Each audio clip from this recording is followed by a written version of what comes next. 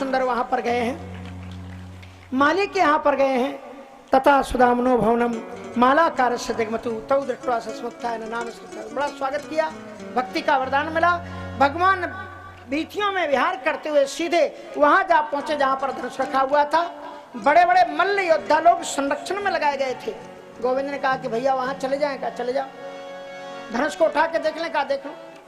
और गोविंद ने देखते देखते ही उसको करेण बामेन सलील मुदितम, करेण बामेन सलील मुदितम, सत्यम चक्रित्वा निमिषेण पश्यता, सत्यम चक्रित्वा निमिषेण पश्यता, नृणाम वृकेशा प्रभवञ्जमादितो, नृणाम वृकेशा प्रभवञ्जमादितो, यथेक्षुदण्डं मदकर्युतो, यथेक्षुदण्डं मदकर्युतमः। करेण बामेन सलील मुद्रितम। भगवान श्याम सुंदर ने उन सबके देखते देखते बाएं हाथ से धनुष को उठाया, प्रत्यंचा तानी, धड़ास से धनुष टूटा। और जो ही प्रत्यंचा तनी धनुष टूटा, सारे रक्षक बल भगवान कृष्ण की ओर दौड़े। देखते देखते उन सारे संरक्षकों का वध कर दिया। करेण बामेन सलील मुद्रितम सज्जम चक्रित्वा निमिषेण, एक निमिष में तही क्षण राम मद धनु तोरा, निमिषेण पश्यता, नृणाम वृकस्य प्रभवञ्ज मध्यतो यथेक्षुदण्डं मदिक्रयुरु। जैसे मदमस्त हाथी देखते देखते गन्ने को उखाड़ के तोड़ डालता है, ऐसे ही गोविंद ने उस धनुष को तोड़ दिया। और कंस को जब ये पता लगा कि धनुष टूट गया, कंसस्तु धनुषो भंगम रक्षिणाम स्वबलस्य च बधम निशम्य गोविंद राम विक्रीडितम परम। और अद्भुत वो भी समझ लिया कि अब मेरी जीवन का इंश्योरेंस खत्म, अब मेरी जीवन की गारंटी खत्म, अब कोई नहीं ले सकता। धनुष टूट गया तो मतलब दूसरे दिन प्रातः काल में अखाड़े को सजाया गया है। 10,000 हाथियों की ताकत रखने वाला कुबलया पीढ़ हाथी दरवाजे पर लगा दिया गया है। शल तोशल मुष्टिक चाड़ूर आदि योद्धा बलवान वहां पर आ गए हैं पहलवान। कंस ने विशालतम मंच बनाया है और उस पर आरूढ़ है। गोविंद को मालूम था कुछ होने वाला है, इसलिए नंद बाबा से कहा कि बाबा हम तो बच्चे हैं, थोड़े से खेलते कूदते आएंगे, आप ऐसे चले जाओ, हम उधर से आते हैं। नंद बाबा उपनंदों को लेकर के, ग्वाल वालों को लेकर के कहा इसको घूमने दो, कोई बात नहीं, चलो अपने घर से चलते हैं। और गए रंगमंच में जाकर के बैठ गए। और भगवान श्याम सुंदर जब दरवाजे पर जाकर के पहुंचे तो महाराज देखा 10,000 हाथियों की ताकत रखने वाला कुबलया पीढ़ हाथी को मदिरा पिला दी गई है। महावत बार बार उसको अंकुश मार रहा है और उसको आगे बढ़ा रहे थे। पतितस्य पदाक्रम मृगेंद्र एवलीलया। श्याम सुंदर ने कहा कि इसको यहां से हटाओ, न तो पेशियामी यम साधनम, अगर आप इसको यहां से नहीं हटाते तो मैं यमग्रह में पहुंचा दूंगा इसको। लेकिन वो नहीं माने। जो ही उन्होंने हाथी को आगे बढ़ाया तो गोविंद ने भी भुजदंड फैलाए और लपक करके उस कुबलया पीढ़ हाथी के दोनों दांतों को पकड़ लिया। जो सफेद दांत थे उसी से मारने के लिए दौड़ रहा था। दोनों दांतों को गोविंद ने पकड़ा और इतनी ताकत थी मेरे गोविंद में कि 10,000 हाथियों की ताकत रखने वाले उस कुबलया पीढ़ हाथी को 7 कदम पीछे हटाया और उसके साथ में झटके से ऐसे जो ही हाथ किए तो दोनों हाथ उनके हाथ, दोनों दांत उनके हाथ में आ गए। एक श्री कृष्ण को दिया और एक बलराम को दिया, एक खुद लिया। और वो हाथी का रक्त बमन हो रहा है, पागल हो गया हाथी और सूंड फटकार रहा है, इधर उधर देख रहा है। श्री कृष्ण और बलराम उस हाथी के नीचे छुप गए और हाथी के ही नीचे छुपे हुए और वो चारों तरफ अपना सूंड फटकार रहा है। और दोनों के हाथ में वो क्या था, दांत थे। उसी दांत से उसके पेट में हॉल करना शुरू किया। सच कहते हैं गोविंद ने तो कोई शस्त्र उठाया नहीं, वो अपने ही दांतों से मारा गया। खड़ा विहंसते स्वयं। श्रीमद् भागवत में कहते हैं साधु समित्वेन भयाद विमुच्यते, साधुओं की समतत्वता ही उनकी रक्षा कर ले जाती है और दुष्टों की दुष्टता ही उन्हें मार डालती है। राम न मारे काहुए नहीं है पापी राम, नरियापन मर जाते हैं कर कर खोटे काम। अपने ही पाप से मारा गया। श्री कृष्ण और बलराम दोनों ही हाथी के दांत को कंधे पर रखे हुए रथ से समन्वित उस रंगशाला में प्रवेश किया। नंद बाबा ने दाएं और बाएं उनको बैठाया है और जब वो आए सभी ने उनको देखा। जिनकी रही भाव ना जय, जिनकी रही भाव ना जैसी, प्रभु मूर्ति देखी दिन तैसी, प्रभु मूरत देखी दिन तैसी। गोस्वामी तुलसीदास जी चौपाई के भाव श्रीमद् भागवत के शिव प्रसंग के यहाँ एक श्लोक है। इस श्लोक को मिलाइए इन चौपाइयों के साथ। मल्लानाम निर्णाम नरवरः स्त्रीणाम स्मरो मूर्तिमान, गोपानाम स्वजनो सताम क्षितिभुजाम, शास्ता सुपित्रो शिशु,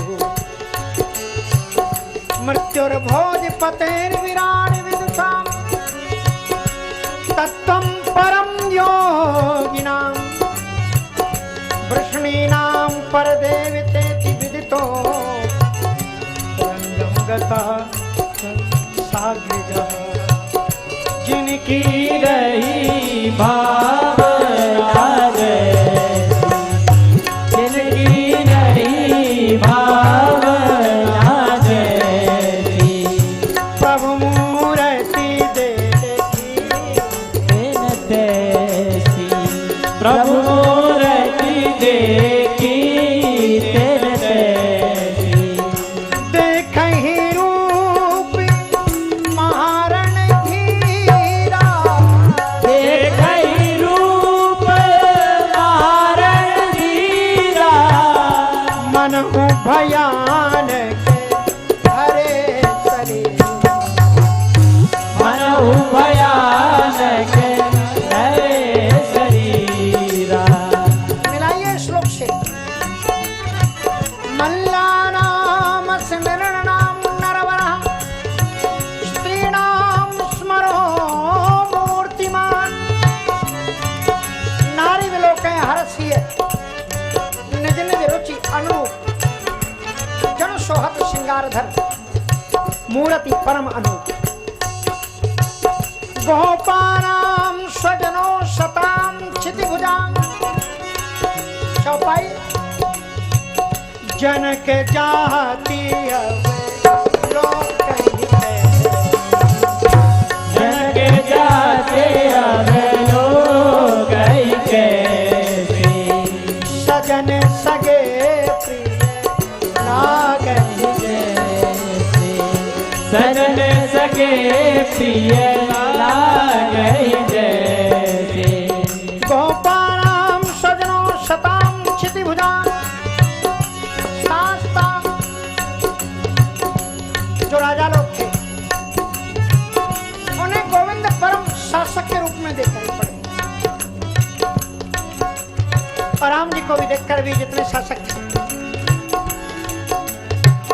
उन्होंने परम शास्ता के रूप में ही राम को देखा। मृत्युर्भोज पतेर विराट विदुषाम, रहे असुरे छल शौनिक वेसा, रहे असुरे छल शौनिक वेसा, तिन प्रभु प्रगटे काल समझेगा, तिन प्रभु प्रगटे काल समझेगा। छुप करके आए हुए राक्षसों के लिए राजीव लोचन रघुनंदन श्री राम जी साक्षात मौत के रूप में दिखलाई पड़े। और यहाँ पर लिखते हैं मृत्यु और भोज पतेर विराट विदुषाम। कंस को साक्षात मौत के रूप में गोविंद का दर्शन हुआ। और जो विद्वान बैठे हुए थे उन विद्वानों को भगवान ने किस रूप में दर्शन दिया? विराट विदुषाम। विदुषण परम तत्व मैं भाव, विदुषण परम तत्व मैं भाव, विदुषण प्रभु विराट मैं देव, विदुषण प्रभु विराट मैं देव। विराट विदुषाम और तत्तम परम योगिना। रामचरितमानस में योगिनी परम तत्व मैं भाव, योगिनी परम तत्व मैं भाव, शांति शुद्ध इव सहज प्रकाश, शांत शुद्ध इव सहज प्रकाश। योगी नाम। तो भगवान का अलग अलग दर्शन किया है। और दर्शन करने के बाद में कंस ने कहा कि युद्ध को, कुश्ती को शुभारंभ किया जाए। और शुभारंभ में ही महाराज चाणूर ने उठ करके कुछ कहा। उसने कहा कि मैं अगर कुश्ती लड़ूंगा तो गोविंद के साथ में ही लड़ूंगा। आ जाओ, मैं तुमसे कुश्ती लड़ने के लिए तैयार हूं। उसी समय नंद बाबा ने कहा यह तो बिल्कुल अन्याय है। कुश्ती अगर होती तो उम्र मिलाई जाती है, वेट मिलाया जाता है, अनुभव मिलाया जाता है। मेरे बालक में कोई अनुभव नहीं है और ये तो अभी 11-11 वर्ष के हैं। भला ये तुम्हारे जैसे धिंगड़े इतने पुरुषार्थशील और इतने कुश्तियों को लड़ चुके, इनके साथ में कैसे ये बालक युद्ध कर सकते हैं? गोविंद ने भी कहा कि भैया हम आपके सामने तो कुछ भी नहीं है, आप बहुत महान हो, हम आपके सामने। और जब भगवान ने भी कहा तो चाणूर ने कहा सुनो, हमको पागल मत बनाओ, तुम बालक नहीं हो। ना बालो न किशोरस्त्वं बलश्च बलिनाम्बरः लीलये भो हतो येन सहस्रद्रुपशतव्रत। जिन्होंने 10,000 हाथियों की ताकत रखने वाले कुवलया पीड़ हाथी को खेल खेल में मार डाला, वो बालक कैसे हो सकते? इसलिए ना बालो न किशोरस्त्वं बलश्च बलिनाम्बरः, आप बलियों के भी बल आप ही हो। बलश्च बलिनाम्बरः, कितनी ऊंची बात कही है, क्योंकि गोलोक के सखा हैं, राधा रानी जी के श्राप के कारण आए। इसलिए उन्होंने कहा कि तस्मात् भवद्भ्याम बलभिर योधव्यम नानी उत्तरवई, इसलिए हम आपके साथ में ही कुश्ती लड़ेंगे। और मई विक्रम बार्ष्णेय बलेन सह मुष्टिका, मैं कृष्ण के साथ और बलराम के साथ में मुष्टिक मेरा भाई युद्ध करेगा। गोविंद ने कहा नहीं मानते तो हो जाओ तैयार। फुलाए भुजदंड और एक छलांग लगा करके सीधे महाराज अखाड़े में आए। भूमि से पृथ्वी का स्पर्श किया, मिट्टी का आदान प्रदान हुआ। और फिर गोविंद ने कुछ देर तक जो कुश्ती की कलाएं होती हैं वो दिखाई, ताकि ऐसा नहीं कि उठा खाने चार खाने चित्त कर दिया।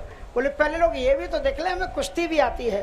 तो कुश्ती की जितनी भी कलाएं थी पहले गोविंद ने कुछ देर में उनको दिखाई। और उसके साथ में ही भगवान ने चाणूरे मुष्टिके कूटे, शले तो शल के हते, शेषाः पृथुद्रुवाः मल्लाः सर्वे प्राण परीप्सवाः। शल तो शल मुष्टक चाणूर का जब वध हुआ तो जितने भी योद्धा वहां पर थे सब अपने अपने पांवों को सिर पर रख करके भाग खड़े हुए, क्योंकि सर्वे प्राण परीप्सवा, अपने प्राण किसको प्रिय नहीं होते? कौन अपने प्राणों को वहां पर गवाएगा? महाराज जहां से सब भाग खड़ करके खड़े हुए। कंस ने उनको ललकारा, अपने 6 भाइयों को, सावधान, ये कृष्ण भागने ना पाए, गोविंद ना भागने पाए। बलराम जी ने कहा कि गोविंद इसके भाइयों को मैं संभालता हूं, तो मामा जी की खबर लो।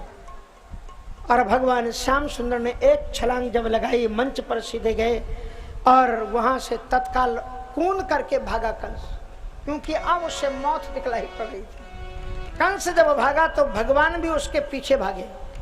और कैसे भागे? प्रगय कैसे सुत्रत क्रीटम, भगवान ऐसे उसके पीछे दौड़े जैसे कि सर्प के पीछे गरुण दौड़ते। प्रगई चाड़ू रे मुष्टिके कूटे सले तो सल के हते शेषा प्रद्रुवाह मल्लाह सर्वे प्राण परीप्सवाह प्रगई के शेषु चलत किरीटम। लपक करके जो दौड़ करके जा रहा था उसकी चोटी को गोविंद ने पकड़ लिया। मुकुट गिर गया था, उसकी बाल जो सिर के बाल थे उनको पकड़ करके, और जैसे कोई बोरे को घसीटता है ना, ऐसे ही गोविंद उसकी चोटी को पकड़ करके घसीट करके मंच पर लाए। मंच पर मौत उसको दी जाती है जो सबसे बड़ा अपराधी होता है। कहते हैं इसको सरेआम लोगों के बीच में से मौत दो। कहा तुझे मैं धरती में नहीं मारूंगा, उसी मंच पर ले जाकर के मारूंगा, तू राजा है ना। प्रगई है कैसे सुचलत किरीटम निपात तिरंगों पर तुंग मंचा। वहां पर लाए, वो रो रहा है, गोविंद मुझे छोड़ दो, मैं तुम्हारी बहन को छोड़ दूंगा, मैं तुम्हारे पिता को छोड़ दूंगा, तू मेरा भांजा है। गोविंद के आंखों में आंसू छलछलाए। का कंस तू भूल गया है कि ये भूमि कौन सी है। ये वही जगह है जहां मेरे नाना जी का राजपथ होता था, और इसी जगह पर मेरी मां को विदा लेकर के मेरे पिताजी जा रहे थे। इसी जगह पर तूने मेरी मां की चोटी पकड़ी थी। मां भी तुझसे यही कह रही थी मेरा कोई अपराध नहीं है। क्या अपराध था मेरी मां का? यह अपराध था कि वो मुझे कोख में लाने वाली थी। इसी के कारण से तुमने उसकी मां की एक भी करुणामयी आवाज को भाई होकर के तूने नहीं सुना। याद रखे, दुनिया गोल है। तुम आज जो दूसरे के साथ में कर रहे हो, कल तुम्हारे साथ होने वाला है। इसी जगह मेरी मां बिलखी थी, तड़फी थी, रोई थी, चिल्लाई थी, कहा था छोड़ दे छोड़ दे, लेकिन तुझे आवाज सुनाई पड़ेगी थी। क्या अधिकार है तुझे क्षमा मांगने का? इसलिए उन्होंने उसके बाद में एक मुष्टिका का प्रहार किया, घूसा को मारा, रंग से नीचे गिरा, और गोविंद ने एक छलांग ऊपर उससे लगाई और सीधे उसके छाती पर आकर के धमक करके गिरे। उसको हार्ट अटैक हो गया, वो मर गया। गोविंद ने नहीं मारा उसको, मामा जी खुद ही चले गए। कंस के मारे जाने के बाद में ऋषि मुनि लोग प्रफुल्लित हुए, गायें रंभा उठी, वेद मंत्रोच्चारण हुआ, देवता